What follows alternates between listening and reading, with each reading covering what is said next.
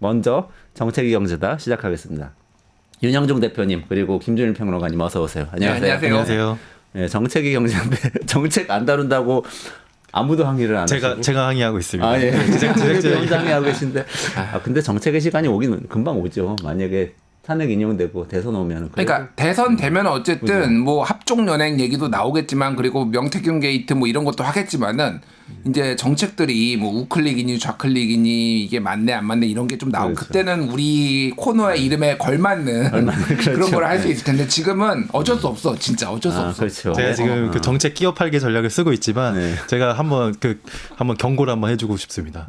너희들 이러다 다 죽어. 누구한테 우리한테 아니면 또 시청자 누구한테 우리 사회 전반에 던지고 우리 싶어요. 사회 전반에 그렇죠. 우리 이렇게 정책을 무시하고 중요한 난제들을 갖다가 해결하려는 그런 정책에 대한 논의가 이렇게까지 저조하면은 진짜 다 죽습니다. 그러니까 청든 군인들을 막 이 정치 현장에 투입을 하니까 정책 논의는 다 사라지고 막 그 얘기 하느라고 지금 아휴.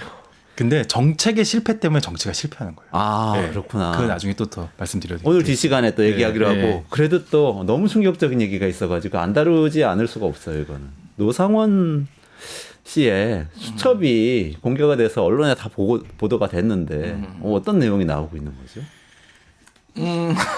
이거 미친놈 같아요.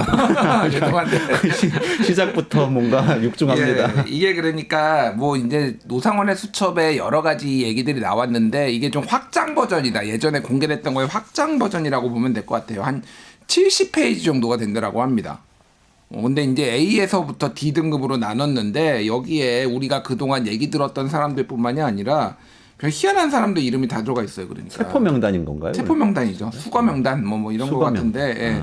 뭐라고 돼 있냐면은 간첩 재판자 항목 뭐 이런 게 써 있는데 문재인과 그 일당 이재명 쪽 놈들 뭐 이렇게 돼 있어요. 그래서 이게 도대체 몇 명까지 그러면 그러니까 비속어까지 막 다 쓰여 있는. 예. 그러니까 이게 문재인 대통령도 대상인데 문재인 정부에서 있었던 이를테면은 뭐 수석들 무슨 뭐 행정관 뭐 이런 사람들까지 뭐 싹 그럼 잡아들려고 한 거냐. 그러니까 어디까지인지 모르겠어요. 예를 들면 예전에 정의구현 사재단 예를 들면 이렇게 쓰면은 정의구현 사재단이 전국에 수백 명이 있는데 이거 다 잡아들이려는 거야? 뭐 이렇게 우리가 막 생각을 했잖아요. 가톨릭 신부님들 수백 명을 다 잡아들이고 이런.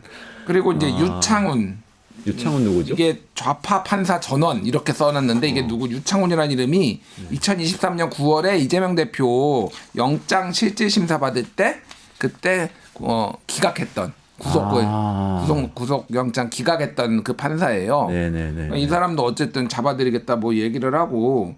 그러니까 문재인 정부 인사들은 구체적으로 써 있네요. 청와대 행정관 이상, 차관 이상, 국정원 하수인, 경찰 총경, 장관, 보좌관, 물론 공기업 인사들. 전부 다요? 그러니까 이 사람들을 써놨으니까 모르겠습니다. 실제 계획에 들어가면은 이게 뭔데 이렇게 되면 거의 뭐 한 몇천 명, 만 명 되는 거 아니에요? 이 정도면은? 구치소가 모자랄 것 같은데. 그러니까요. 그래서 이거를 어떻게 하겠느냐. 그냥 구치소가 모자른지 어떻게 했는지 모르겠는데 이렇게 써놨어요. 연평도, 제주도 쪽으로 이송을 하다가 사고. 예. 신미도 등 무인도와 GOP 민통선 이북에 수용한 뒤 자체 사고 처리.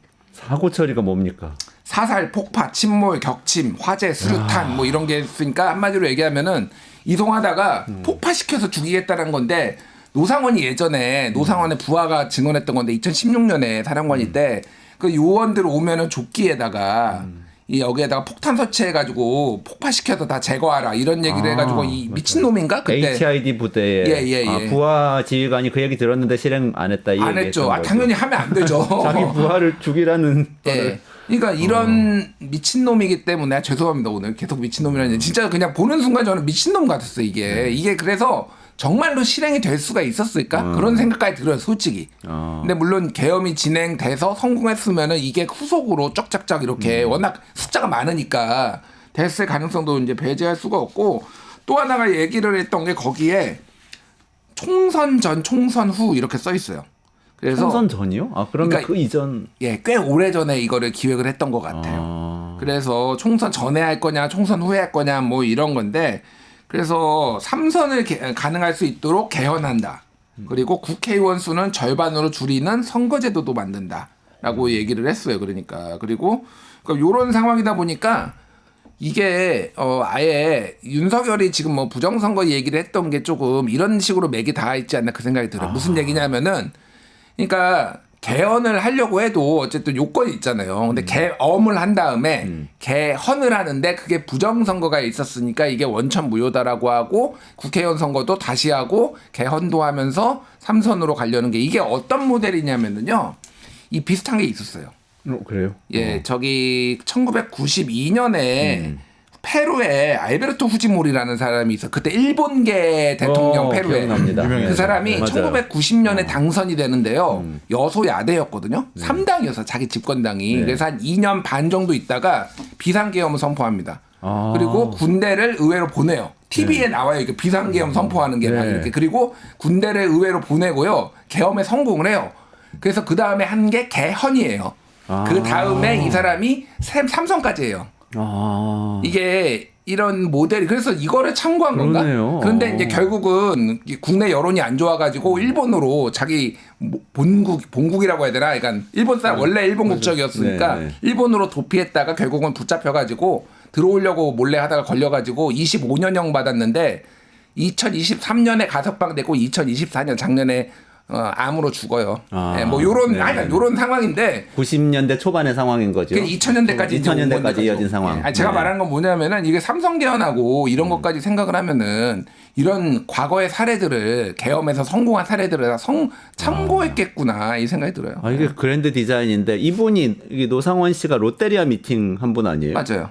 그러니까 사실은 이 생각을 메모를 통해서 갖고 있었으면 이게 어디까지 전달이 됐는지 모르지만 그런 미팅에서 얘기를 할 때는 이런 계획을 토대로 해서 얘기를 했을 가능성이 있다고 추측을 하게 되잖아요. 그러니까 이게 이제 이 사람의 망상일 수도 있고 이게 만약에 성공했으면 실행될 수도 있으니 그거는 수사를 통해서 이게 정말로 얼마나 영향을 미쳤는지 아니면 지시나 이런 아이디어가 위쪽에서 나온 건지 김용현이나 윤석열한테 나온 건지 확인은 해봐야 되는데 어쨌든 들으면 들을수록 미친놈 같다. 네. 근데 어쨌든 위에서 뭐 이런 상황을 비상대권을 통해서 타결할 거니까 계획을 짜봐 그랬을 수도 있고 그래서 이렇게 쭉 펼쳤을 수도 있고 아니면 이 노상원이라는 사람이 막 여러 가지 망상과 또는 자료 조사도 많이 했네요. 후지모리 그거는 제가 유추한 거지 거기에 써있진 않아요. 그러니까 저도 추측을 하자면 그런 사람들의 사례를 보고 자기가 짜서 이렇게 돌파를 해봅시다라고 김용현 장관 통해서 윤석열 씨한테까지 전달이 됐을 수도 있고 이건 아예 고리가 없고 그냥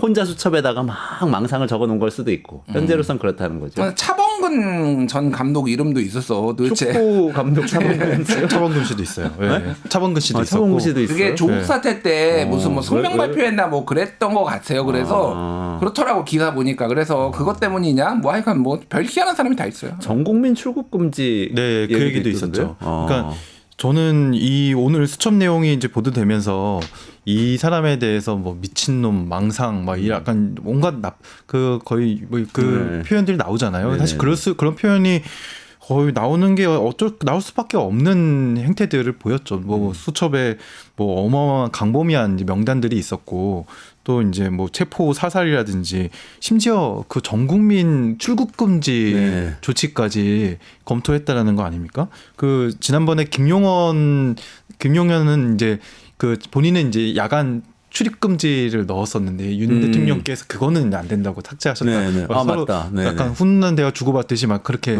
진술한 것도 상당히 충격적이었는데 전국민 출국 금지까지 검토했다는 걸 보니까 와, 이 사람들은 도대체 우리가 가진 그 국민으로서 인간으로서 가진 기본권에 대한 인식을 어느 정도 갖고 있는 것인지. 근데 이런 사람들이 이번 계엄에 가장 중요한 브레인이었다는 거죠. 그걸 우리가 놓쳐서는 안 되는 것 같습니다. 예. 전국민 출국 금지면 이거는 권위주의 국가 중에서도 중국, 러시아를 넘어서서 진짜 북한 모델인 것 같은 생각이 드는데요. 근데 이분이 노상원 씨라는 분이 이번 계엄 때도 중요한 역할을 했다고 지금 수사 결과 조금씩 드러나고 있지만 사실은 대한민국의 삼성 장군이었잖아요. 우리 군의 사령관이었단 말이죠. 그것도 요직을 다 거쳐서 정보사령관까지 했다는 거 아니에요? 그러면 군 안에서도 이런 생각을 사실 가진 채로 업무를 했을 가능성이 있고 언제든지 정말 비상사태가 일어났을 때 그분이 통솔하는 군은 이분 생각대로 움직였을 거 아닙니까? 이런 게 좀 무시무시한 거예요. 그렇죠. 그러니까 근데 모든 부하 직원들이 다 노사원 같지는 않으니까 이제 뭐 그때 뭐 조끼에다가 폭탄 설치해가지고 뭐 폭탄 이런 거 안 들었겠죠. 근데 이제 계엄이란 사태가 만약에 성공을 했으면은 솔직히 모르는 거지 그러니까 이게.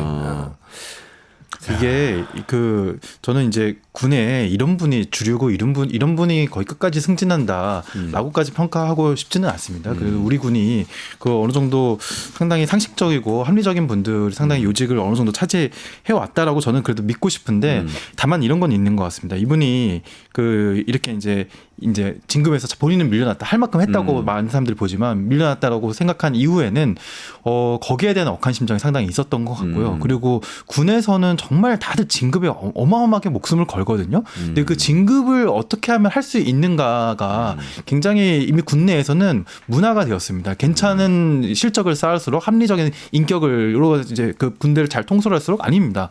줄을 잘 서는 게 굉장히 중요했거든요. 그래서 노상원도 그 생각을 했고 본인의 그 망상과 억한 심정들이 이 줄 잘 서는 것과 같이 결부되면서 이런 말도 안 되는 일이 벌어지지 않았나. 예. 그렇군요. 앞으로 이게 재발하지 않도록 정말 뭔가 시스템을 잘 만들어야 될 것 같은 생각이 듭니다. 근데 사실 말씀하신 대로 정말 군인 중에서도 좀 올곧은 생각을 갖고 계신 분들이 있다고 저는 느낀 게 탄핵 심판에서 증언하는 분들 중에 저는 사실 뭐 그분들 사실 내란에 가담했다고 볼 수도 있으니까 처벌 받겠지만 곽정근 특전사령관이라든지 또 어제 등장했던 수방사. 네, 수방사의 조성현 단장, 네. 수방사령관은 말이 왔다 갔다 하는 그런 분들도 보면서는 그래도 군인들이 이렇구나 책임지겠다는 사람들이 있구나 이런 생각을 좀 하기는 했었습니다. 네. 탄핵 심판은 어떻게 보셨어요? 어제 이제 요약하자면은 조성현 1경비단장은 이번에 유일하게 재판관들이 전원 합의로 이 사람은 불러야 된다라고 했던 유일한 증인이에요. 수방사 경비단장이죠. 예, 그러니까. 1경비단장, 네. 수방사 1경비단장 이제 좀 베테랑 업무나 약간 센 업무들을 좀 맡는데, 그러니까 그 이유는 아까 얘기했지만 이진우 수방사령관이 나와가지고 지금 형사재판 중에 있어서 답변이 제한됩니다라는 말을 계속 반복을 했거든요. 네네네. 그러니까 실체를 알 수가 없으니 확인을 하겠다라고 해서 했는데 말씀하셨다시피 다 정치인 체포하라는 지시 들었다. 그런데 이게 너무 중대한 얘기라서 특전사령부하고 특전사령관하고 좀 상의를 해보시는 게 좋겠다 이런 얘기를 했다. 뭐 이런 얘기를 다 진술을 했거든요. 본인이. 그렇기 때문에 이제 큰 그림에서 이제 다 나온 거죠. 그리고 어제 이제 나왔던 거는 조태용 국정원장이 나와서 홍장원 국정원 1차장의 진술 14명의 정치인들 체포하라는 거 이거에 대해서 이제 그 진술을 좀 흔드는 방식으로 예를 들면은 박지원 국정원장 예전 국정원장 지금 박지원 의원한테 청탁을 해 인사 7차례 뭐 청탁을 했다 아니면은 뭐 메모가 4가지 버전이 있다 뭐 그런 건데 별로 안 중요해요 사실은. 그리고 그거는 박지원 의원이 그 홍장원이 얘기한 게 아니라 다른 사람이 주영 뭐 대사 이런 사람이 얘기를 했다라고 얘기를 했고 홍장원도 아니 내가 지금 퇴임하기 직전인데 무슨 인사청탁을 하냐 뭐 이런 얘기를 해서 뭐 설령 했는지 안 했는지 모르겠는데 했다고 하더라도 이거하고의 본질적인 이제 뭐 그거 다 있진 않은 거죠. 그러니까 중요한 건 이런 겁니다. 지금 홍장원과 곽종근을 지속적으로 공격을 하고 있어요. 지금 현재나 이 이제 보수 쪽에서 그 이유는 뭐냐면요. 증거는 많거든요. 나머지는. 네네. 나머지 정황상으로 증거가 많은데 왜 홍장원이나 곽종근은 지금 진술을 하고 헌재에서도 불렀냐면은 나머지는요. 간접적으로 들었는데 곽종근은 직접 들었고 대통령의 홍장원은 지시를. 직접 들은 거예요. 그러니까 직접 들은 거. 이게 중요한 거예요. 그래서 예를 들면 이런 겁니다. 지금 그 뭐 체포조 명단 이렇게 나왔잖아요. 그게 홍장원만 들은 게 아니라 여인영 방첩사령관이 조지호 경찰청장한테도 얘기를 해서 그거를 조지호 경찰청장이 어제 몸이 아파서 안 나왔지만은 검찰에서 진술을 해서 이렇게 언론 보도가 이제 나온 게 뭐냐면은 야 한동훈 추가 이렇게 맞아. 나왔잖아요. 그러니까 14명 처음에 나왔다가 네. 한동훈이 국민 편에 서서 개헌 막겠다라고 하니까 야 한동훈 추가. 그러니까 어차피 명단 똑같아요 지금. 그러네요. 예. 그리고 방첩사령관이 방첩사 수사단장이나 김대우한테 얘기를 네네. 했던 거 그 김대우가 국회에 나와서 또 얘기했어요. 그 14명 명단이 똑같아요. 근데 이거는 그러니까 이 윤석열 쪽의 생각은 뭐냐면은 이거는 직접 들었다는 지시는 없잖냐. 여인영이가 한 거지. 이렇게 빠져나가려고 하는 거예요. 명단이 똑같은 게 명단의 존재는 있다고 봐야 되는 건데 그거를 부인할 수는 없는 거지. 대통령이 이제. 직접 지시한 건 아니다. 그런데 홍장원은 대통령한테 직접 전화 받았다. 네네네. 이렇게 얘기를 하니까 이제 홍장원을 죽어라. 근데 진짜 비겁한 거지 그러면 윤석열이. 왜냐하면 지가 해놓고 밑에 사람한테 다 떠넘기는 거잖아. 곽종근도 마찬가지예요. 대통령한테 들었다라고 했는데 예를 들면 이 경비단장이 대통령한테 직접 들은 건 아니거든요. 조성현 단장. 예, 조성현 단장이나 뭐 이런 사람들이 그러니까 대통령한테 들었다고 하는 사람들은 집요하게 공격을 하는 거야 지금. 그래서 어떻게 해서든 살아나겠다고 하는데 헌재가 바보가 아니고요. 종합적으로 판단을 하거든요. 어쨌든 이거를 다 모든 증거들을 가지고. 그래서 이거는 탄핵이 불가피하다. 100%다 저는. 예. 근데 그 논리가 참 잘 이해가 안 가는 게 대통령이 그런 지시 안 하고 그냥 안전을 잘 지키라고 지시를 했는데 말이죠. 그럼 부하 지휘관들이 사령관들이 오버해가지고 막 국회의원들을 끌어내라고 그 밑에 있는 자기 부하 지휘관한테 얘기했다는 거잖아요. 아니 이상민 전 장관도 어떡해. 소방청장한테 전화해가지고 안전관리에 그 신신당부를 기했다고 전화를 그렇게 말했다고 하잖아요. 네. 근데 또 소방청장은 언론사 단전단수에 대한 지시를 받아 거기서 알아보는 행위를 듣지도 않은 걸 왜 했을까요, 도대체?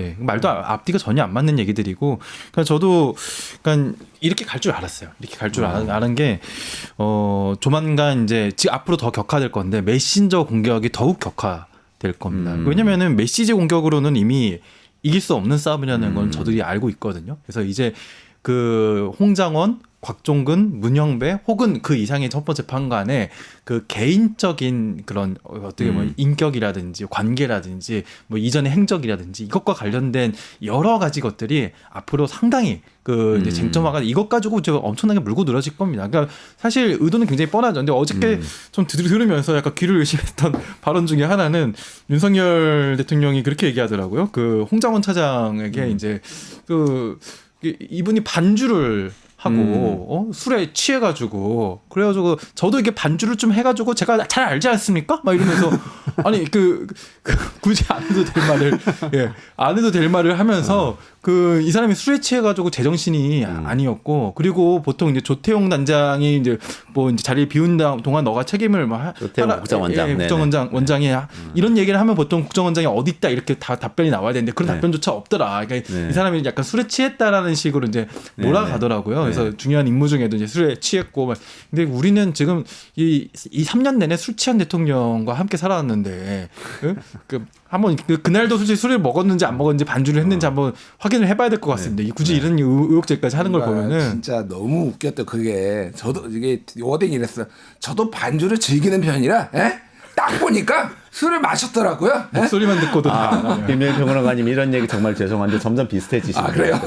점점 성대모사가 윤석열 씨 성대모사 합이 되어 가시는 것 같습니다. 감사합니다. 뭐 저보다 잘한 분인데 저는 이제 신스틸러로 어제 사실 가장 다른 거보다도 제가 눈에 띄었던 거는 국정원장하고 김건희 여사랑 문자 계엄 전날 김건희가 문자를 보내고 조태용이 계엄 당일날 문자를 이제 받은 거를 답장을 하고 요거가 지금 국회 측에서 물어봐가지고 본인 시인을 했거든요. 아주 이게 흔한 일입니까 물어보니까 아주 이례적인 일이다. 기억이 나십니까? 내용은 기억이 아니 이렇게 이례적인 일을 왜 기억을 못해? 그러니까 김준일 평론가님께 예를 들어서 김건희 여사가 밤에 문자를 보낸 거예요. 밤 10시 넘어서. 그러면 지금 한 달 지났다고 해서 내용이 기억이 안 날 리가 있어요. 다 기억하죠.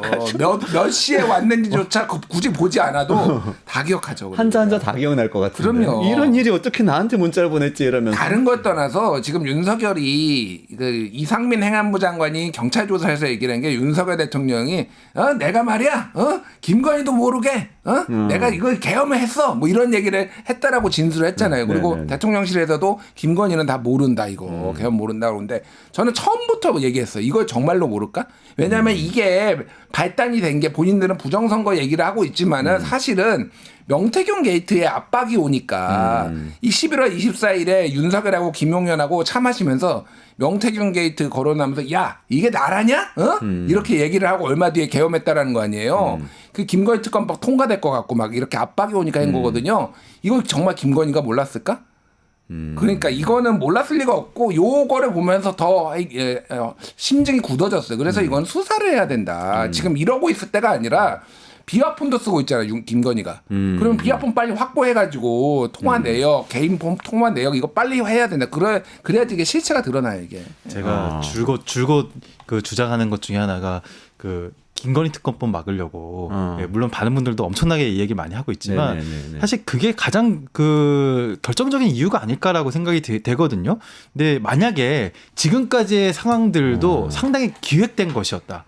예, 계엄 이후에 지금까지 여론전 이런 까지 기획된 것이었다면은 저는 상당히 성공적인 기획이라고 볼 수도 있을 것 같다는 생각이 들어요. 왜냐하면 윤석열이라는 사람은 대통령 재임 기간 내내 인기가 너무 없었고 네네. 아마 앞으로의 2년 동안에 있을 모든 전국 단위 선거에서 상당히 깨졌을 거고 그리고 대통령 퇴임 이후에도 별로 존재감이 없는 보수에서도 별로 손절하는 그런 전직 대통령으로 남아 있었을 것인데 네. 지금은 완전히 상황이 달라졌고 윤석열 이상의 상징이 보수에서는 없어져 버렸거든요. 예, 아마 지금까지 이것조차도 기획이었다면은 그렇게 실패한 기획일까? 그래서 저는 김건희 씨에 대한 그 문자 내용이 무엇이었고 앞으로 또 어떤 그 행보를 할지도 모르니까 저는 사실 수사가 필요하다는 입장입니다. 그러니까 조태용 원장이 그 사실상 문자 내용을 숨기고 있는 것 같아 보이는데, 근데 또 저는 비슷한 증언이 있었더라고요. 사적인 가정사를 윤석열 대통령이 그 비상계엄 선포 이후로 얘기를 했었다는 증언이 있었어요. 김봉식 전 서울경찰청장이 국회 대리인단 질의하는 과정에서 수사 기록 보니까 개인 가정사를 얘기했다고 자기가 진술했던데 그거 가정사가 뭐냐 그랬더니 김 전 청장이 이 자리에서 답변하기 적절치 않다. 다시 말해서 검찰 수사 과정에서 자기가 그 진술을 했다는 거는 인정을 한 셈이죠, 이거는. 근데 그 내용을 여기서 얘기를 할 수는 없다고 했는데 그럼 검찰 조서에 이게 있는 건가 아니면 검찰 수사가 나중에 이 얘기까지 담아가지고 결과 발표할 때 나올 건가 이런 이제 생각이 좀 들더라고요. 근데 이제 검찰은 이 부분에 있어서 수사 의지가 딱히 있지는 않아요. 여러 가지 이유로 아직 이제 윤석열 이쪽 세력이 굉장히 세서 굳이 이제 창원지검에서 지금 김건희 소환도 안 하잖아요. 포렌식 뭐 끝나면 한다는데. 포렌식 시작한 지 무슨 386 컴퓨터 돌립니까 지금? 포렌식을 한 지가 지금 3달이 넘었어요 지금. 아니 포렌식은 제가 얘기 한번 예. 하나 말 당해봐서 아는데요. 예. 그냥 USB 갖고 와가지고 딱 꽂으면은 정말 5분에 끝납니다. 아니 그러니까요. 한데 끝나요. 뉴스타파가 그리고 보도했잖아요. 저번에 이거 명태균 폰 그거가 포렌식 한 게 11월이에요. 근데 아직도 포렌식이 안 끝났다 뭐 이런 얘기 지금 법무부 장관 대행이 지금 나와서 하고 이건 저는 진짜 추론인데 김건희가 닥달했을 수도 있어요. 예, 윤석열. 계엄이라도 하라고. 그러니까 이런 거죠. 예전에 그 뭐 육성 기억나시죠? 그 명태균이 얘기했던 오빠 대통령 맞아? 이러면서 그러니까 딱 이거 내 느낌은 오빠 대통령 맞아? 지금 이거 지금 통과될 거 김건희 특검 뭐 통과될 것 같은데 이거 지금 가만히 둘 거야? 뭐 이렇게 했을 가능성이 있어요 진짜. 그러면은 야 내가 싹 다 잡아드릴게 걱정하지 마 이게 불가능한다라는 게 아니에요. 제가 보기엔 충분히 가능성이 있다. 예. 비상대권이란 게 있다. 이런 이제 법률적 지식을 장황하게 이야기하면서 그러니까. 가정사가 그런 거였을 수도 있다. 그러니까 그런 거에 가능성이 충분히 있어요. 제가 보기엔. 그것만 아니었으면 좋겠는데. 그리고 우리가 물어보질 않았잖아요. 김건희 여사가 아냐고 물어보지 않았는데 진짜 물어보지 안물이었는데 먼저 얘기했단 말이에요. 내가 김건희도 모르게 했어. 막 이렇게 얘기했단 말이죠. 예. 가장 캥기는 부분이었을 겁니다. 그래도 이런 부분들은 어쨌든 탄핵 심판 자체는 영향은 별로 없는 거죠. 아까 말씀하셨던 실제로 대통령이 비상계엄을 선포한 것 자체가 합헌이냐 반헌법적인 것이냐 그리고 실제 지시 자체의 내용이 국회를 실제 침탈하려고 한 것이냐 아니냐 이런 것들이 이제 종합적으로 판단을 하게 되는 거죠. 그러니까 이게 네 가지 쟁점으로 이제 모여졌잖아요. 계속 여러 번 말씀드렸는데 비상계엄을 선포할 요건이 되느냐, 전시사변, 국가 비상 상황. 두 번째가 포고령이 법 위반 사항이 있느냐 없느냐. 세 번째가 국회 군 보낸 게 문제가 있느냐 없느냐. 네 번째가 선관위에 보낸 게 있는. 전부 다 걸려요. 그러니까 전시사변, 국가 비상 상황이 아닌 거는 이미 모두가 알고 있잖아요. 그렇죠. 지금. 네. 그래서 그 박춘섭 경제수석도 나와가지고 대왕고래 예산을 삭감해가지고 뭐 그러니까 국회 측에서 모르는 그게 그러면 국가가 정지될 상황입니까? 뭐 이렇게 결국 그날 심지어 판는데 안 나왔어. 산업부에서 발표해버렸어. 그날 그것도 하나하나. 끄긴 했지만 예산 삭감해서 계엄 선포한다는 거는 그거는 말이 안 되는 거죠. 포고령 1호도 정치 활동 금지 이거 불법이거든요. 뭐 그러니까 세 번째 네 번째 그래서 이거에 안 걸릴 수가 없고요. 지금 일정은 이제 오늘 증인 선택, 그러니까 채택 여부를 오늘 결정한다고 그랬어요. 윤석열이. 그게 이제 저기 한덕수 국무총리 뭐 이런 사람인데 이때 다음 주 화요일에 잡혔거든요. 그게 이제 뭐냐면은 각자 증거를 냈는데 채택이 안 된 것들을 검토하는 거예요. 그래서 이거는 무조건 한번 해야 되는 거예요. 그러니까. 증인 변론이 아니더라도 거기에 추가로 이제 증인이 들어와서 한두 명이 들어올지 안 들어올지 각자 2시간씩 준다고 했어요. 그렇게 하고 마지막에 최후 변론, 최후 진술 같이 이렇게 한번 하고 그래서 최소 2번은 더 해야 된다 지금. 뭐 이렇게 했는데 그게 한두 번 늘어날지 여부는 봐야 되겠고 그렇게 될 경우에는 3월 말은 아니 2월 말은 어려워요. 지금 일정상 봤을 때 2월 말은 안 되고 제가 보기에는 3월 둘째 주? 뭐 아니면 빠르면 첫째 주 요 정도가 이제 탄핵 선고 날 것 같아요. 예. 지금 언론 보도 중에 중대 결심한다고 그래가지고 대리인단 다 사퇴시키면은 더 늘어질 수도 있다 이런 보도가 있던데 이거는 어떤 거예요? 근데 본인이 변호사 자격증 갖고 있으면은 그 더 늘어지지 않고 그 예정대로 또 진행을 할 수 있다고도 하고요. 사실 그거는 뭐 정치적 제스처이죠. 뭐 그 이상의 뭐 대통령을 뭐 스스로 그만두겠다 뭐 이런 설도 나오던데요. 뭐 아직까지는 뭐 어떤 중대 결심을 할 수 있을지. 예. 근데 박근혜 때도 그랬는데 결국은 사퇴 안 했고요. 그러니까 그거는 조금 그러니까 엇갈리는데 변호사 자격증이 있어도 개업을 안 하고 휴업 상태면은 해당이 되지 않으니 변호사는 선임해야 된다라고 하는데 그러면 헌재에서 국선 변호사 선임해 줄 거예요. 다 사퇴하면은 국선 변호사를 붙이면은 이제 이게 더 엉망진창이 돼서 실제 사퇴까지는 어려운 게 하나가 있는데 변수가 하나가 있어요. 변수가. 뭐죠? 그러니까 변수라는 게 탄핵이 되고 안 되고의 변수가 아니라 이 기한이 좀 더 네. 마은혁 재판관입니다. 아. 이게 뭐냐면은 지금 보수 쪽에서 국힘 쪽에서 지금 계속 반대하고 최상목도 마은혁 임명 안 하고 있잖아요. 근데 마은혁이 만약에 제가 이거를 그래서 이쪽이 모질이들 아니 죄송합니다. 약간 이게 전략적으로 미스가 났다 바보들이다 이런 얘기를 한 게 마은혁을 임명을 했으면요. 네. 그러면요 이게 변론 갱신을 할 수가 있어요. 이게 무슨 얘기냐면은 마은혁이 다 못 들었잖아요. 네네네. 그러면 아니 이거 헌법재판관이 들어왔는데 이거 다 못 듣고 하는 게 맞아? 그러면은 이거를 형사재판에서 어떤 일이 있냐면 양승태 대법원장 같은 경우에는 중간에 재판관이 6년 걸렸거든요. 재판이. 네. 근데 네네. 그 중에 이유가 하나가 중간에 이제 인사나서 재판관이 바뀌었어요. 저 재판관이 다 이것도 앞에 있었던 재판을 다 이해를 해야 될 거 아니냐. 그래서 그거를 짧게 하는 경우도 있는데 앞에 있었던 재판을 전부 다 들려줬어요. 녹음한 거를. 7개월 걸렸습니다. 그게. 그러니까 이게 7개월 걸린다는 얘기는 아닌데 이를테면은 몇 번을 더 할 수 있는 거예요. 마은혁을 임명을 해가지고 최종 변론을 한 이후에 만약에 들어올 경우에는 그럼 본인이 회피를 하지 않는 이상 할 수 있는데 그러니까 지금 저는 급해지면은요 국힘에서 마은혁 임명하라고 갑자기 외칠 수도 있어요. 마은혁을 임명하라. 마은혁을 임명하라 그래서 변론 재개, 변론 이제 갱신할 수 있도록 요 변수가 하나가 있기는 해요 지금. 예. 그렇게까지 꼭 국민의힘이 할 수 있는지 한번 지켜보겠습니다. 그렇게까지 말을 확 바꿀 수 있는지 명분 없이. 알겠습니다. 일단 그럼 말씀하신 내용으로는 마은혁 재판관 변수가 남아있긴 하지만 이 모든 지금 잡음에도 불구하고 헌법재판은 사실 탄핵 인용 방향이라고 계속 말씀 주셨는데 대통령 파면 방향으로 한 3월 중순까지는 결론이 날 것이다. 이렇게 말씀을 주셨어요. 이렇게 이게 탄핵 심판 얘기 여기까지 한번 정리를 하시고 그 기다리던 정책 얘기로 한번 넘어가 보시죠. 네, 이것도 정치적 뭐 정책 얘기라고도 할 수 있겠네요. 네. 윤 대표님, 이재명 대표 요즘 그 뭔가 이 정책 변화의 드라이브를 걸고 있는데 여기에 네. 대해서 조금 말씀 주시고 네. 거기에 대해서 토론하는 시간 가져보도록 하죠. 네, 이재명 대표가 뭐 교섭단체 대표 연설을 했죠. 그 교섭단체 대표 연설에서 지난번에는 이제 먹사니즘, 먹고 사는 문제가 가장 중요하다. 약간 이런 표현으로 먹사니즘이라는 표현을 썼는데 이번에는 좀 표현을 바꿨더라고요. 뭐 사람들마다 뭐 반응은 여러 가지지만 잘사니즘이라고 이제 표현을 했는데 잘사니즘의 이제 본인의 의미를 이렇게 표현을 했습니다. 지금 굉장히 난제들이 굉장히 많잖아요. 난제들이 굉장히 많고 그 이제 사실 그 난제를 다루려면은 결국에는 이렇게 표현했어요. 우리 앞에 난제들을 피하지 맙시다.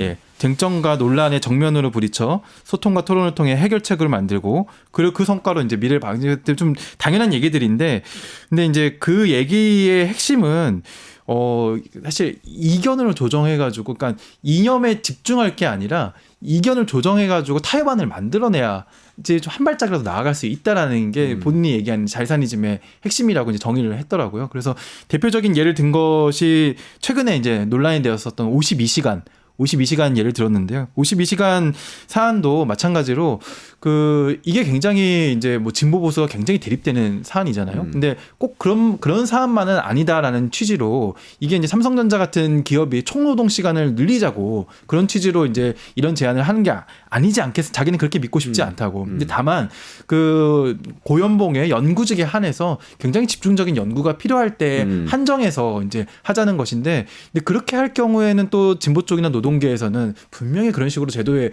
문을 열어놓으면 악용된다라고 이제 보고 있잖아요. 이제 이런 것들을 어떻게 잘 조정해낼 수 있을 것인가. 그래서 진보와 보수가 좀 타협할 수 있는 지점들을 찾아낼 수 있을 것인가. 그러니까 그런 개념으로서 잘사니즘이라는 표현을 했고요. 그리고 그게 네. 입장 변경이라고 볼 수 있는 건가요? 그게 지금 논란이 분분한 지점인 것 같은데요. 네. 이전에 노동시간 단축을 계속 얘기하다가 노동시간 연장할 수도 있다 이렇게 얘기하는 것만으로도 그 정치인이 입장이 보수화된 거 아닌가? 중도 타겟팅인가? 이런 생각을 근데 뭐 하는 이재명 거죠, 사람들이. 대표는 뭐 이전부터 본인이 막 진보 쪽의 정치인으로 프레이밍 되는 걸 별로 좋아하지 않는 것 같더라고요. 그래서 이 지자체장 할 때도 네. 자기는 친기업적이다, 뭐 이런 식으로 실용주의다 이런 표현을 많이 해왔었는데, 뭐 이날 얘기 나왔었던 여러 주제들 중에서도 대부분 이제 그런 사례들을 얘기해서 예를 들면은 뭐 이 국민연금 같은 경우도 지금 여야가 많이 대립했는데 충분히 타협할 수 있는 주제들이다. 그리고 연금개혁 같은 경우는 뭐 이번이 마지막이 아니니까 계속 할 수 있는 것들이고 그래서 아마 이제 분명히 이전보다는 프레이밍을 좀 넓게 가져가는 거는 맞는 것 같습니다. 왜냐면은 네. 당연히 그럴 수밖에 없는 게 이게 제가 만약 민주당의 선거 전략을 짜도 국민의힘이 이렇게까지 극우화되고 있는데 예. 극우화되고 있어서 민심을 잃은 보수 쪽 건전한 보수나 아니면 중도 쪽 분들이 어떻게 이제 마음을 둘 곳이 없을 거 아니에요. 사실 거기에 이제 선거 전략을 상당히 집중하는 게 뭐 어느 정도 유효한 선거 전략이 될 수도 있지 않을까. 근데 물론 이분의 원래 이제 그 지향 면에서도 뭐 크게 벗어나지는 않는 것 같다라는 평가를 내릴 수 있을 것 같습니다. 아, 그렇군요. 평론가님 어떻게 보세요? 전형적인 방식이죠.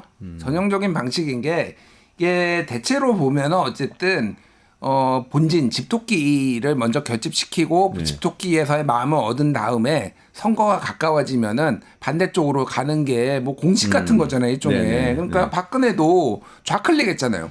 그때. 그랬죠. 네, 네. 맞아요. 뭐 김종인 영입하고 경제민주화 얘기하고 뭐 이준석 뭐 얘기하고 뭐 4대강 비판하고 뭐 이상동 교수 같은 사람 영입하고 막 그랬단 말이에요. 그러니까 본인이 취약한 지점을 선거를 앞두고 하는 거는 매우 익숙한 장면이다라는 건데 박근혜는 먹혔어요, 그게. 네네. 먹혔죠, 어쨌든. 그래서 그랬죠. 이명박 정부 지지율 맞아요. 막 17%나 10%대 나왔는데 네. 그거 뒤집었잖아요. 뭐 뒤집었다라기보다는 어쨌든 어려운 환경에서 이겨냈잖아요. 그러면 이재명이 이제 먹힐 것이냐 그게 중요한 것 같아요. 그리고 대통령이 되면은요, 사실은 이게 당연한 거예요.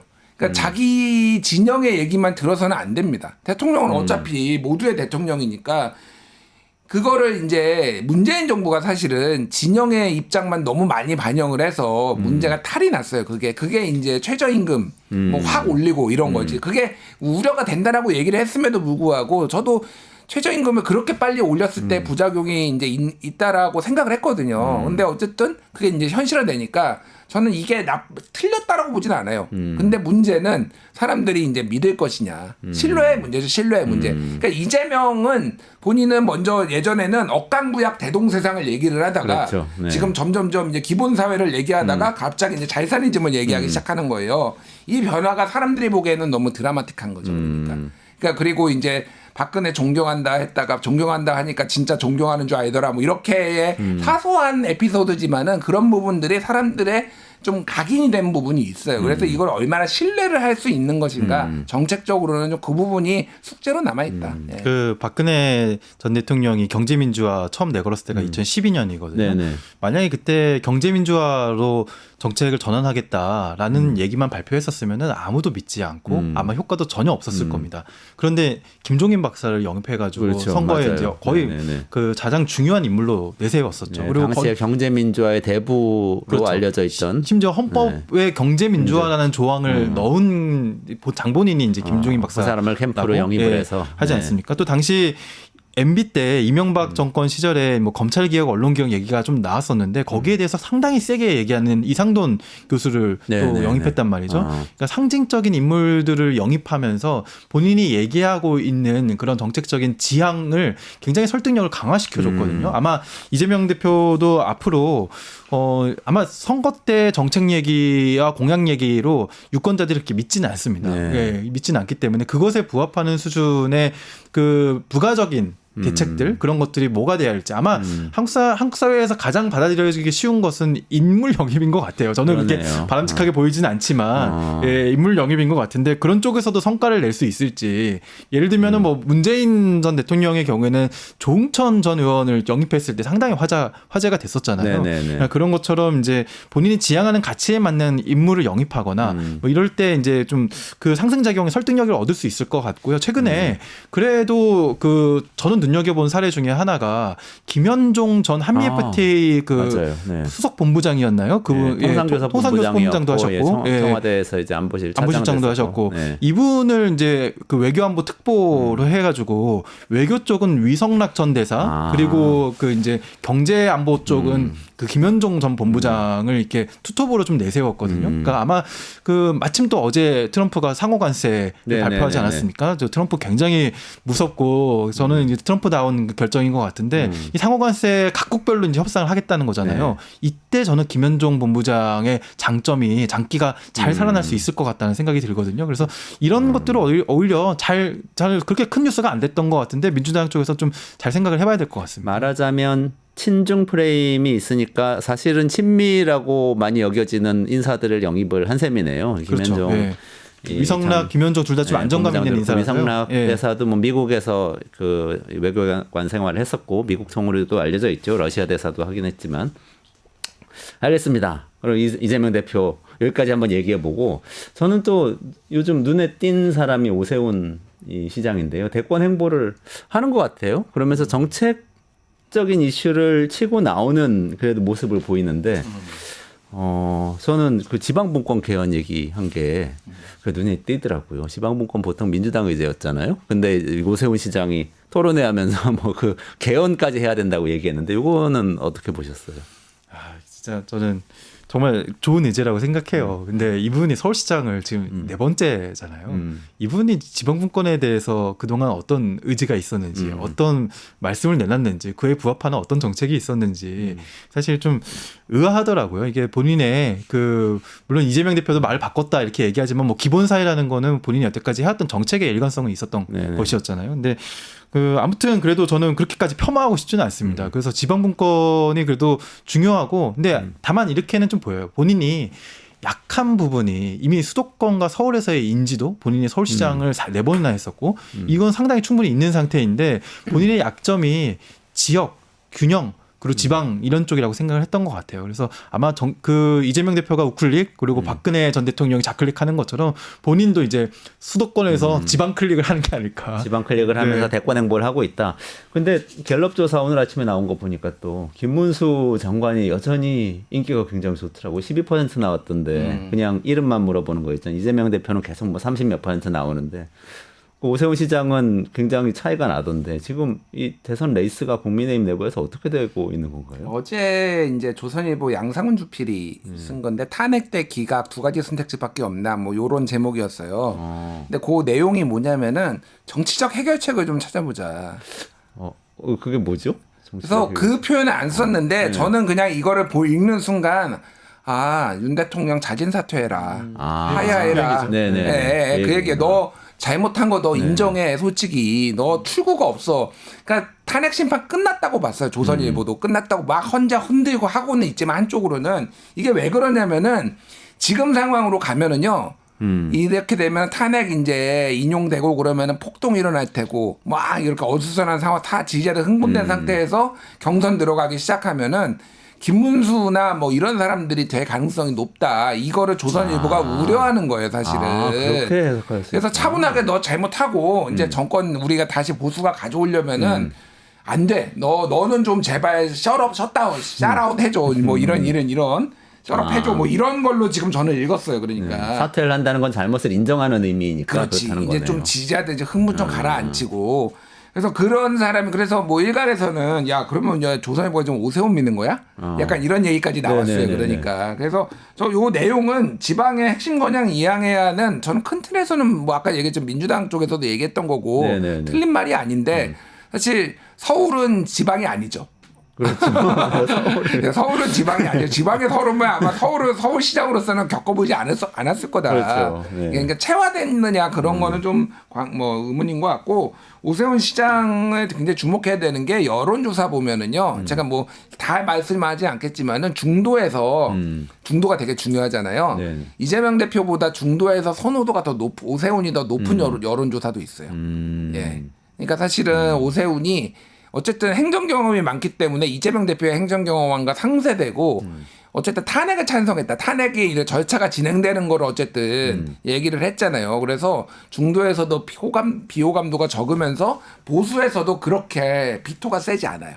그러니까 이게 약간 위협적이 될 수 있다. 지금 보수 쪽에서는 그렇게 보고 있는데 가장 무서운 거는 윤석열이 옥중 메시지를 낼 겁니다. 당이 하나가 돼서 당이 하나가 돼서 똘똘 뭉쳐서 뭐 부정선거 얘기하고 또 막 이러면은 반국가 세력을 맞서야 한다. 한국과 세력을 맞서 이제 돌아버리는 거지 그럼 이제 그쪽에서는 좀 제발 좀 뭐 이렇게 될 것 같아요. 예. 근데 국민의힘 의원들이 그 토론회 아까 얘기하셨던 지방분권 개헌 토론회 오세훈 시장 축사했던 거기에 절반이 갔다고 해가지고 지금 아니 국민의힘 의원들은 윤석열 면회도 가고 이게 오세훈 토론회도 가고 이게 말이 되는 건가? 이런 생각도 두 들더라고요. 가지가 배치되지 않는다고 스스로는 생각을 하죠. 불충이에요, 불충. 지금 탄핵. 아니 근데 탄핵 찬성파잖아요. 찬성파는 아닌가? 그러니까 정확하게는 오세훈 시장? 탄핵이 인용되어야 된다라는 게 아니라 탄핵 절차가 개시돼야 된다는 쪽이고 아예 요즘 그 얘기 안 해요. 그냥 이재명 얘기만 해요. 뭐만 하면 SNS에 이재명 뭐 이재명 얘기를 하니까 묘하게 스탠스를 잡고 있는 건 맞고 어쨌든 그러니까 뭐 대선 얘기를 직접 한 건 아니니까 여기에 가는 게 스스로는 국힘 의원들이 불충이라고 생각하지 않나 보죠. 오세훈 시장에게 제가 조언을 드리자면은 네. 오세훈 시장 굉장히 전략적으로 애매한 스탠스를 취하고 있는 것 같은데 네. 그래도 탄핵에 대해서 그리고 비상계엄에 대해서 좀 명확한 입장을 취해서 그 정직하게 그 본인이 이제 선거를 치렀으면 좋겠고요. 그리고 그 두 번째는 추경에 대해서 이게 선신성 추경이라고 하면서 굉장히 2주 전에는 그 이제 비하적으로 표현을 했거든요. 근데 그때만 해도 물론 권성동 원내대표 이런 사람들까지도 다 비판적이었는데 지금 이제 여당 내에서도 입장이 좀 바뀌고 있지 않습니까? 또 이제 이런 상황이니까 정말 대권을 꿈꾸는 그런 지도자라면은 지금 경제 상황에 맞는 그런 추경에 대한 분명한 입장. 저는 당연히 추경을 해야 한다는 그런 입장을 좀 내야 하지 않을까라고 생각을 합니다. 어쨌든 그런 입장까지 가미되면 오세훈 시장 더 위협적이 될 수도 있겠다 이런 생각도 들긴 그렇겠죠. 드는데요. 네. 조선일보는 아마 본인들이 점지하지 않은 그런 김문수 장관이 이렇게까지 뜨는 것이 또 차기 정권이 본인들이 원하지 않는 정권으로 가는 거에 대해서 굉장히 우려를 하는 것 같습니다. 경계를 하고 있다. 네. 오세훈을 밀 것 같다는 추측도 들고. 조선일보 입장에서는 유튜브 보는 또라이는 윤석열만으로 족하다 이렇게 생각할 수도 있어요. 네, 진짜로. 네. 마무리해야 되는데 마지막으로 저 이거 하나만 너무 궁금해서요. 그 명태균 사건이 지금 단기간에 확 번져서 지금 정치 쟁점이 될 가능성이 높은가요? 어떤가요? 잘 모르겠어요, 솔직히. 잘 모르겠는데 명태균 특검이 통과될 가능성을 배제할 수. 지난번에 제가 한번 설명드렸잖아요. 네네네. 그러니까 이게 본격적으로 경선 3월 중순 정도 될 거거든요. 이제 네네. 거부권 행사에서 돌아오면은 그때 이제 민주당이 적절한 타이밍에 올리고 그러면은. 김문수를 지지하는 의원들도 막 있을 텐데 김문수는 이거 아무런 상관없거든요. 그렇죠. 그러니까 막 이게 꼭 친한 게만 꼭 이거를 찬성표를 던진다라는 생각을 할 필요가 없는 거죠. 그래서 복잡하게 될 수도 있겠다라는 거고 뭐 140명이 핸드폰에 있네 그거는 저는 과장이라고 봐. 그러니까 그 핸드폰에 그 의원 이름이 있는 게 뻥이라는 게 아니라 140명이 저도 한 100명 넘거든요. 뭐 의원들 전화번호 있는 게. 근데 그게 다 이제 자기하고 무슨 뭐 부정한 일을 한 건 아닐 테니까. 그렇죠. 그런데 어쨌든 오세훈, 홍준표 이분들은 조금 타격을 입겠다. 그게 그렇죠. 막 어마어마한 게 아니고 특검을 하더라도 결론이 나지는 않아요. 그렇죠. 그리고 대선이 본격화되면은 만약에 그리고 대선 후보가 되면은 건드리기 어려워요. 그럼에도 불구하고 이게 약간 찜찜한 구석으로 그게 이재명의 대장동처럼 굉장히 찜찜하게 이제 남을 가능성이 상당히 있는 거죠. 아, 이게 안타까운 게 그 국민의힘이 윤석열을 손절할 수 있어도 김건희는 손절할 수가 없습니다. 이제 김건희 특검법, 명태균 특검법이 통과가 되면은 저는 절대 통과 안 될 거라고 봐요. 이 오세훈 시장도 그걸 알기 때문에 창원지검에 수사 빨리 해달라고 얘기했는데 그 말한 시점에 창원지검의 파견검사팀은 철수했고요. 그리고 수사팀도 축소됐습니다. 그래서 이미 수사를 제대로 아까 뭐 포렌식도 3개월 걸리잖아요. 네. 네, 하고 있는지조차 모르겠는데 그러니까 이미 안 하고 있는 거 알고서 오세훈 시장 그렇게 얘기하고 있는 거고요. 그리고 김문수가 뭐 후보가 되든 누가 후보가 되든 국민의힘에서는 여기서는 이탈할 수가 없습니다. 예. 그래서 명태균 특검, 김건희 특검법은 차기 정부에서나 가능할 것 같습니다. 점점 근데 저는 우리 대선이 이러면 안 되는데 윤석열 대선 내지는 명태균 대선 이런 게 될까 봐 좀 걱정이 되는데 그래도 대선이 다가오면 정책 이슈 얘기할 게 더 많아지겠죠? 그래서 큰 옛날에 뭐 4대강 한반도 대우나 이런 논쟁도 있었고 뭐 여러 가지 정책 논쟁이 있었는데 그때는 정책 논쟁을 했네. 네, 모셔서 계속해서 논쟁하기로 하고 오늘은 여기까지 하고 마무리하겠습니다. 네, 윤형중 대표님하고 김준일 평론가님하고 같이 정치 현안, 정책 현안 이야기 나눴고 두 분 여기서 보내드릴게요. 고맙습니다. 감사합니다. 감사합니다. 유튜브 구독하고 실시간 채팅과 댓글을 남기시면 매일매일 7,000TTCO를 드립니다. 참여 방법은 통통물 어플을 다운로드하고 회원가입과 로그인을 해주세요. 마이페이지에서 나의 회원 고유 번호를 복사해주세요. 유튜브 구독 후 실시간 채팅이나 댓글창에 고유 번호를 한 번만 입력하면 준비 끝! 지금 유튜브 채팅과 댓글 쓰기 참여하고 7,000TTCO 받아가세요.